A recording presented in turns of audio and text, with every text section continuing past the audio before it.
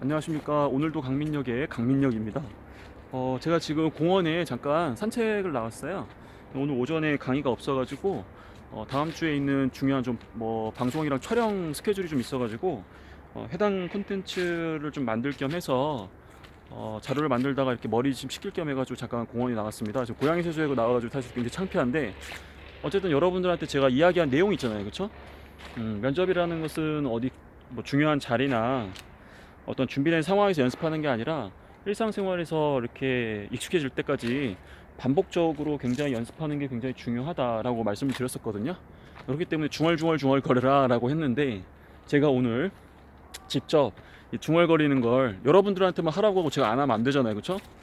그래서 좀 실천하는 모습을 보여주고자 지금 산책길에 이와 같이 제가 강의 때 이야기해야 되는 몇 가지 내용들에 대해서 저도 연습도 하고 여러분들도 좀 참고할 수 있는 그런 자료가 될 수 있도록 영상을 촬영하고 있는데, 지금 너무 숨이 차는 것도 있는데 오른쪽 어깨가 지금 끊어질 것 같아.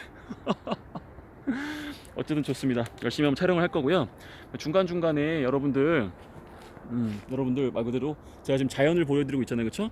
자연을 그냥 보여드릴 수도 있어요. 왜냐하면 지금은 사람들이 지나가지 않은데 나중에 사람들이 좀 지나갈 수도 있단 말이에요. 그렇기 때문에 그런 부분들을 감안해서 영상이 갑자기 끊길 수 있으니까 그 점 양지해 주시고 방송을 좀 들어주시면 좋을 것 같습니다.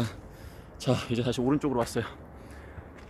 오늘 이야기할 주제는 그 상사와의 관계에서 나오는 질문들에 대해서 어떻게 답변을 할 것이냐, 굉장히 좀 어렵거든요. 왜냐하면 여러분들이 이와 같은 상황에 많이 처해보지 않았기 때문에 답변하는 게 굉장히 어렵다 이렇게 해가지고 또 댓글에 몇 개 남겨주셨더라고요. 그래서 그 부분에 대해서 말씀을 드리고자 합니다. 예를 들어서 크게 질문은 한 세 가지 정도 말씀을 드리면 좋을 것 같아요. 첫 번째는 상사의 부정을 목격하게 되면 어떻게 할 것이냐. 그다음 두 번째는 상사가 우리 지원자에게 좀 부당한 업무나 부당한 행위를 지시하면 어떻게 할 것이냐. 그다음에 세 번째로는 상사가 우리 지원자에게 지방 발령을 내면 어떻게 할 것이냐. 약간 이런 부분들이거든요. 그럼 이와 같은 상사와 관련된 질문에서는 공통적으로 여러분들이 반드시 보여주셔야 되는 몇 가지가 좀 있습니다. 그러니까 예를 들면 첫 번째는 진실성 있는 답변이 좀 돼주셔야 돼요. 이거 카메라를 이렇게 위로 올려야 좀 그나마 좀 얼굴이 덜 부담스럽구나. 이것도 배워 나가는 거지 뭐. 어쨌든 좋아.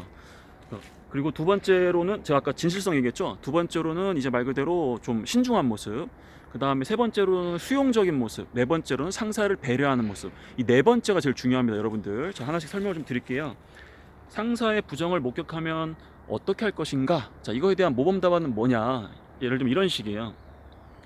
우선 굉장히 당황스러울 것 같고 어떻게 해야 좋을지 좀 난처할 것 같습니다. 다만 상사가 제가 모르는 그러한 회사의 어떠한 목표나 혹은 제가 모르는 그러한 이유 때문에 그와 관련된 행동을 했을 수도 있고, 또한 그런 행위가 제가 봤을 때는 부정이지만 객관적으로 부정이 아닐 수도 있기 때문에 신중하게 판단을 할 것 같습니다. 다만 이게 정말 회사에 어떠한 부정적인 영향을 끼치는 부정에 가깝다라고 한다면 저는 빨리 이 문제를 해결하기 위해 노력을 하겠습니다.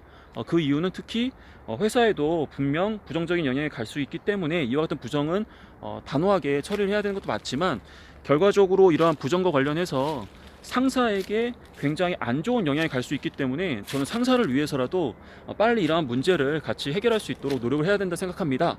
약간 이런 식이에요. 그래서 아까 얘기한 것처럼 진실성, 그 다음에 수용적인 자세, 그 다음에 이제 말 그대로 좀 뭐였죠? 신중한 자세, 그 다음에 마지막으로 상사를 좀 배려하는 약간 그런 모습을 보여주셔야 됩니다. 예를 들어가지고 여러분들이 그 회사 입장에서 어쨌든 부정은 무조건 신고해야 되니까 나 무조건 신고하겠다, 나쁘진 않아요. 하지만 그렇게 되면 여러분들은 상사 등 뒤에다가 칼 꽂을 사람밖에 안 되는 거거든요. 왜냐하면 여러분들 앞에 있는 면접관 여러분들과 나중에 일을 할 수 있는 사람들이에요. 그렇기 때문에 당연히 그 부정은 잘못된 건 맞지만, 그래도 최소한 이 지원자가 어느 정도의 대인관계적 측면에서 그런 좀 뭐랄까 좋은 모습이 있다라는 걸 강조하기 위해서라도 상사를 좀 배려하는 약간 그런 식으로 답변하시는 게 좋을 수 있다라는 겁니다. 어떻게 하지? 오른쪽 어깨가 지금 거의 떨어질 것 같아. 이렇게 하니까 또 팔이 가려지네. 어떻게 해야 될지 모르겠네. 어쨌든 좋아. 자, 이렇게 한번 들어볼게요. 자, 여러분 다시 또 힐링의 시간이 왔습니다. 자, 여기 지금 힐링의 시간이니까 제 얼굴보다는 힐링하는 이 나무들을 보면서 조금 좀 호흡도 가다듬으시고 이렇게 좀 하시면 좋을 것 같아요. 자, 그럼 이제 두 번째 질문에 대한 답변을 좀 드리면서 저는 지금 어깨를 풀고 있습니다. 자, 두 번째 질문은 뭐냐면 상사가 부당한 지시를 내리면 어떻게 할 것인가. 자, 일단 솔직히 어떻게 해야 돼요? 솔직하게 당황스러울 것 같지만 그러한 부분들을 내색하지 않는 것도 사회생활의 연장이라 생각을 합니다. 그렇기 때문에 일단 상사가 그러한 부분들을 지시하신 어떠한 특별한 이유나 또한 제가 모르는 회사의 어떤 관련된 사항과 연결된 부분일 수도 있기 때문에 그런 부분들을 신중하게 판단해 볼 것 같습니다. 만약 상사의 그 부당한 지시가 회사에 어떤 피해가 가는 거라고 한다면 이 부분은 결과적으로 상사를 위해서라도 좋은 그러한 행위가 아니기 때문에 상사에게 다시 한번 그러한 부분들을 말씀을 드려서 좀 설득할 수 있도록 노력을 하겠습니다. 하지만 그 회사에 어떤 피해가 가지 않는 그 정도의 어떠한 뭐 저 개인적인 그러한 부분들을 희생하는 부분이라고 한다면 저는 때에 따라서는 상사를 위해서 그 작은 부분이라고 할 수 있는 부분들을 희생하는 것도 향후에 상사와의 관계에서 좀 더 돈독해질 수 있는 방법으로 생각이 들기 때문에 어떠한 부당한 지시인지에 따라서 좀 더 행동할 수 있도록 노력을 하겠습니다. 약간 이런 식으로 해서 마찬가지로 일단 솔직하게 당황스럽다 하지만 내색하지는 않겠다. 두 번째로는 수용적인 부분 일단 좀 준비를 한번 해보겠다. 왜? 상사가 어떠한 이유, 회사와 관련된 어떠한 이유가 있을 수 있기 때문에 내가 잘 판단을 못할 수도 있기 때문에 하지만 이게 회사에 어떠한 안 좋은 결과가 있다고 한다면 상사를 위해서라도 무조건 고친다. 하지만 이게 대인관계적 측면에서의 나의 어떤 작은 부분을 희생하는 거라고 한다면 회사에 피해가 없다면 그래도 그 정도는 상사를 위해서 뭐 할 수도 있다. 왜냐면 나중에 나도 어떤 걸 부탁도 해야 될 수도 있고 하니까 이제 그런 부분들에 있어서는 크게 문제가 되지 않는다라는 거죠. 자, 좋습니다. 자, 여러분 잠시만 기다려주세요. 어깨 한 번만 돌리겠습니다. 다행히 지금 사람이 지나가지 않아서 다행인데 좋습니다.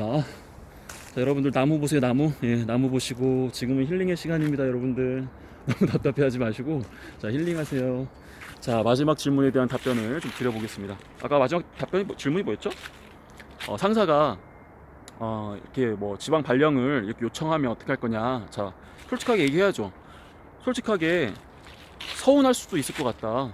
같이 일을 했는데 저를 이렇게 그 지방에 발령나게 되면 결국 저를 안 보고 싶다 혹은 안 봐도 되는 거 아니냐 약간 이런 식으로 생각하실 수 있기 때문에 좀 서운할 것 같다. 다만 상사도 오히려 굉장히 저한테 그런 이야기를 조심스럽게 한 거 보면 얼마나 마음고생을 많이 하셨을까 그런 생각도 좀 든다.